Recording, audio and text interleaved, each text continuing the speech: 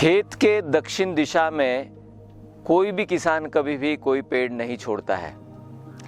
पेड़ उगने ही नहीं देते हैं। कभी भी भारत में अगर कोई खेत आप देखोगे तो दक्षिण दिशा में वो कभी भी खेत पे पेड़ नहीं आने देते। उसका सबसे बड़ा नुकसान क्या होता है कि अक्टूबर से लेकर तो मार्च तक छांव पड़ती है उन पेड़ों की, और जितने क्षेत्र में उनकी छांव पड़ती है उतने क्षेत्र में आप पेड़ नहीं लगा सकते या फिर आप खेती नहीं कर सकते। ये उसका सबसे बड़ा कारण है। हमने ऐसे खेत ढूंढना शुरू किया फार्म रूट के अंतर्गत। ESDS का ये इनिशिएटिव है, हमारा एग्रीटेक इनिशिएटिव। हमने फार्म रूट के अंतर्गत हमने इनिशिएटिव लिया कि जो भी खेत है जहाँ पे इस तरीके के पेड़ लगे हुए हैं दक्षिण दिशा में, जहाँ पर बहुत ज़्यादा पेड़ लगे हुए हैं, हम वो कॉन्ट्रैक्ट फार्मिंग पे ऊपर हमारे उठा लेते हैं।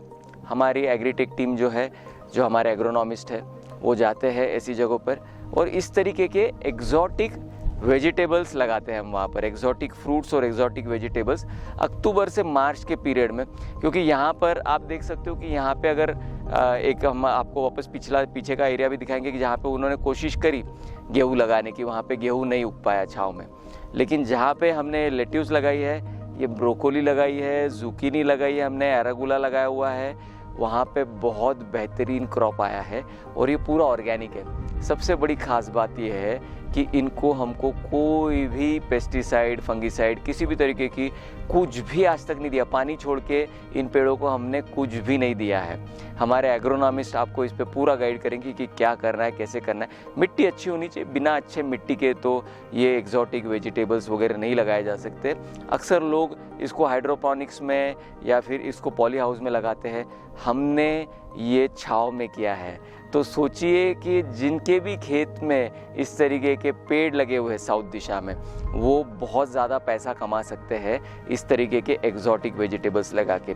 कुछ लोगों ने मुझसे ये सवाल पूछा है कि आपने तो लगा लिया, आपको पता है मार्केटिंग कैसे करना है, बेचना कैसे है।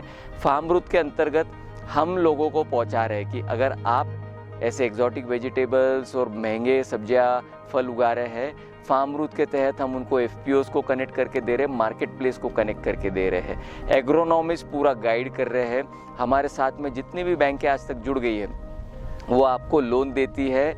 इंश्योरेंस कंपनीज भी हमारे साथ में जुड़ी हुई है। इसका इंश्योरेंस करने का भी जिम्मेदारी हमारे पास में ही है। एंड टू एंड आपको लॉजिस्टिक चाहिए या इसको रिटेल स्टोर तक पहुंचाना है, हर चीज़ की जिम्मेदारी फार्म रूट लेती है। इसको हम काफ़ी बड़े पैमाने पे करने की कोशिश कर रहे हैं। कोशिश यही है किसानों की हम मदद करें।